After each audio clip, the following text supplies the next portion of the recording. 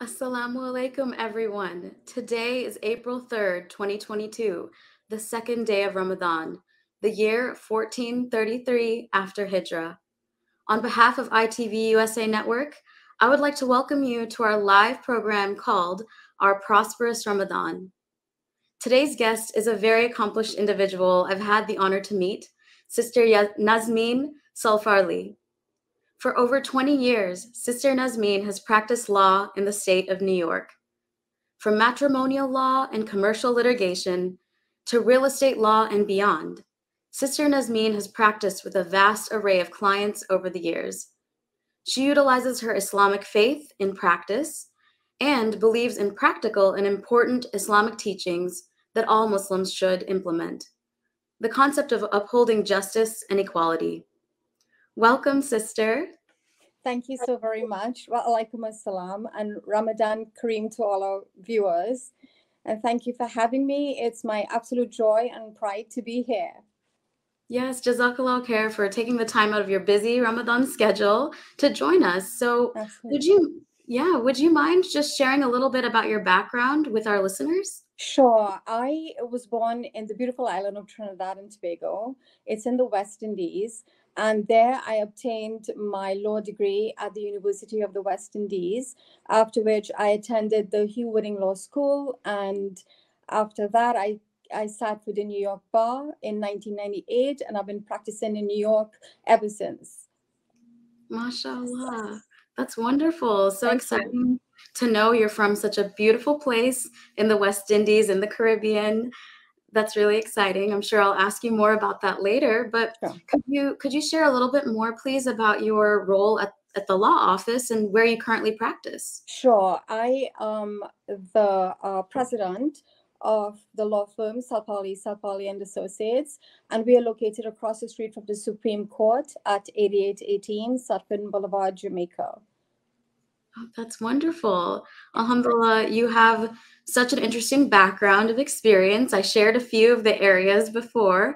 Do you mind telling all the listeners what area of law you do practice? Absolutely. So I started in commercial law, and then I would branch out to matrimonial, and I also love real estate, commercial and residential real estate, and we do very well with the landlord and tenant that inheres from that field. And I also do a little bit of estates, probates, and administration. Oh, alhamdulillah. So of all that you just mentioned, which one would be, or which areas would be your favorite areas of practice? So I am from a very business-oriented family, and I grew up in business. So I grew to love business, and I grew to love commercial real estate because I enjoyed the challenges and the negotiations. It was a good fit for me. But I do also love matrimonial. It's not as challenging, but because it offers me the opportunity to be of service to someone, not only as an attorney, but also as a comfort and a pillar of support going through something like a divorce, which is a very difficult time in someone's life. So those two, I think, are my two favorites. That's wonderful. Yes.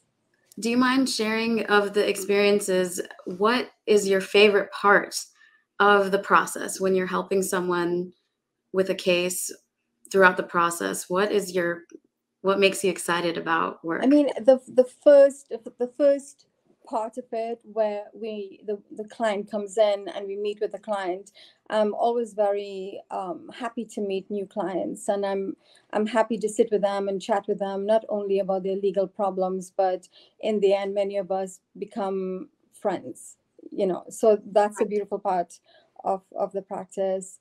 So that's basically, I think that's the most important thing for me, the actual client. Absolutely. Yes. So it inspires you to work and the connections that you make. And that's really beautiful that you shared that. What Islamic principles would you say, since we're in Ramadan and we're talking here today, what Islamic principles inspire you in your profession of law? So that's a lovely question. And I think in this month, that's so apt to go into. I do have two principles which I tend to go to as my go-to standard, and basically there's one of them that is in the Quran, and it's in Surah Al-Dariyah, verse 56, and in it Allah says to us that I have not created you except that you may worship me. And he doesn't only mean that literally, he means that in whatever aspect you happen to be working in. For example, me as a lawyer, I need to practice my law as though I were worshiping him, in other words, to the best standards of honesty, humility, reverence. And I love that. And the second principle that I also love is the fact that it's stated over and over that Allah is the final arbiter. Because so many times in the world we feel that we don't get the justice that we deserve. We see right now in international law and politics where there's profound injustice, because the laws are broken and some more are made up just so that they can enable unjust goals. And when we remember that Allah is the final arbiter and he is the final judge, it gives me some solace that we will get our justice, maybe not here, or maybe not in the way we thought of, but certainly we will get the justice we so greatly deserve. So those are the two go-to ones that's close to my heart. That is so beautiful. I'm going to recap it because I really want to remember it myself. Sure. You're saying we are not created except that we must worship Allah. And in all the work that we do, any one of us listening, even if we're not practicing law, we can take these principles in mind. You use some amazing words there today too: honesty and humility and justice. So the idea of justice, their second point, Allah is the final arbiter. And these days, with all of the things going on, that is really important to keep in mind for us, inshallah. So thank you. Thank you for sharing those concepts. You're very welcome. Really beautiful and amazing that you do that. Are there any other ways that you, on a day-to-day basis, incorporate Islam into your work environment or into your law firm that you have? Well, other than the principles, of course, which we try to adhere to on a day-to-day basis, when the employees come in, we greet each other with salam. Okay, and even the non-Muslims, if I say assalamu alaikum, they know the answer and they go wa alaikum assalam, and that's the most beautiful thing. Yeah. And I also provide the accommodation for salah. So when it's time to pray, they take their mats and they go pray, or they pray with us. And I think when they're ready to pray on their own schedule or different times, I'm very considerate for when they take that time off to pray. I love them praying, and they know this. So also we have a decent dress code. We're not all Muslims in the office, but we try to make a space that's comfortable for everyone. And also on Jummah days, we have lunches with the employees, and we sit around the conference table and we watch khutbah, and non-Muslims are allowed, they are invited to join us if they want to. And I provide the meals, so we eat as well, so we have fun. And at the end of the Jummah khutbah, we discuss it, and everybody has something to say, and that too is a very beautiful thing. And once a year, I try to sponsor an iftar at the mosque, and I invite them all to come, and they do come. and they find it very spiritual, and they love coming to the iftars. Yes. So that's how I try to do that, to make the office feel, to make it relevant to Islam. Yeah, that's beautiful. And I love how you mentioned that it's very open. You are creating a community environment, whether it's not specifically for a specific religion. Of course, everything you discussed is for Islam, but it's very open and people are welcome to come and go. So that's really, really fantastic. I've spoken to a lot of people in different careers, and a lot of us, me included, struggle to marry religion and the workplace. Sometimes it feels like two different things, but mashallah, I'm very honored and proud of you that you're able to do that. Thank you. For yourself and others. Yeah. Right. And also, just like at the airports where they have this prayer room, I wanted to follow that a little bit in terms of, it's not just for the Muslims, it's for anyone who wants to take a little time off and pray. It's available to everyone. Yes. So that's a beautiful thing, because we're not living in a Muslim country.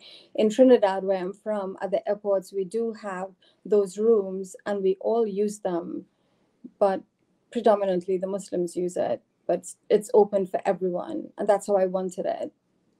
Yes, yes. I'm familiar with that in airports, and even in a lot of hospitals, they have chapel rooms and things. So that's amazing. It's really good to have that openness. Yes. Well, speaking of Trinidad, you mentioned you're from Trinidad. Yes. How would you compare both? I want to hear about Ramadan specifically first, and then I'd love to hear just in general what it's like in Trinidad. But Trinidad's Ramadan compared to Ramadan in New York, where you are. Well, Trinidad Ramadan is very, we are a very close-knit family. And when I'm lucky enough to have a Ramadan in Trinidad, it is just like it is here in terms of iftar. But I think the thing that's a little bit different is that our neighbors are part of our family members. So they come to iftar and we bond. It closes the gap that sometimes I feel maybe we have in New York. I'm not sure, but this is what I'm thinking. And so we invite our neighbors, our non-Muslim friends, to iftars as well as Eid.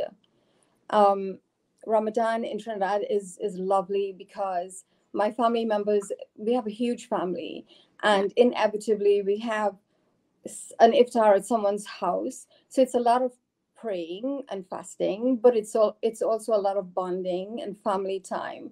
It's a lot of festivities and food time. We have lovely food in Trinidad, and I think everything my mother prepares is a delicacy.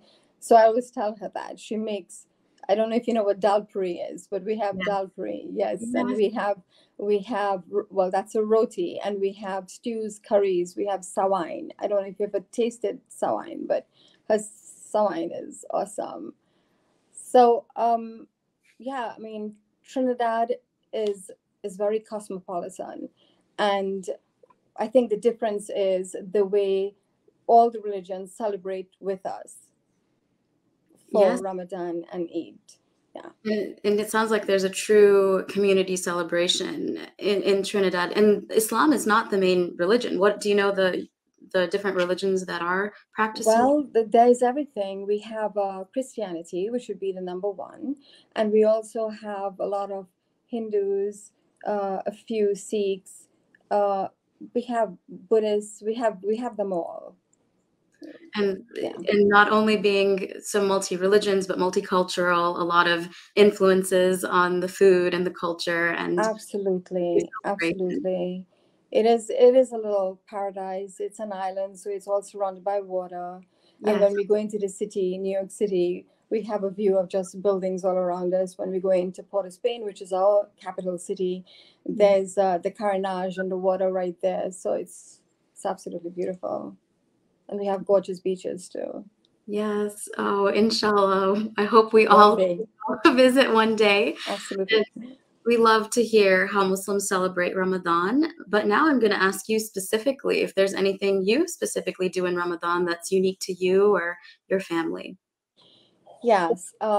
Well, me here in New York, basically, it is in Ramadan that we are acutely, aware of hunger, right? So Yes. typically and traditionally in this month, I look for those charities that feed the children and orphans and the homeless, and I contribute especially to those.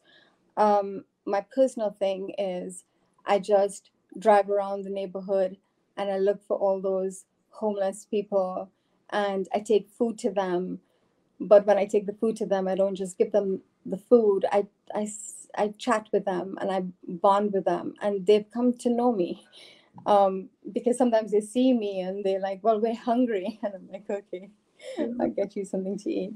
But that's what I did Ramadan for many, many years, because my office is located in an area where there are a couple, spots where they go. So we know where to find them. And that's what I've been doing. That's unique in Ramadan. Yes. That's really inspiring. Not only are you making a sincere effort that is unique to you, but you're helping others and making these meaningful connections every time you're doing that. It's very important to do. I'm very impressed, and I hope it inspires others like it's just done for me. Now, speaking of connections and opportunities, maybe even to potentially be inspired by you or work with you, do you have any opportunities for internships or anything at your firm that you do? Absolutely. We have an open door policy with regard to interns. They're very welcome. We love having them at the office, and we've been very lucky as well. We've had people from Bosnia, Germany, Turkey, Egypt, Bangladesh, and from right here, the good old USA. We've had them all, and we've had such great bonds with them. They come primarily from these countries because they they sometimes need to do papers or presentations with regard to the different legal systems in different countries. So they come to America, and what we do is we hook them up with attorneys who practice in various fields. So I may have my particular fields, but perhaps one day they will go to court with a criminal attorney, and another day they will go to court with someone who does immigration, and someone who does, like civil litigation. So and also we have judges who they're only too happy to have them in the courtroom, and they assign them seats in the jurors box when it's not being used, and they're very appreciative of the fact that they're being watched, and they teach so much as well.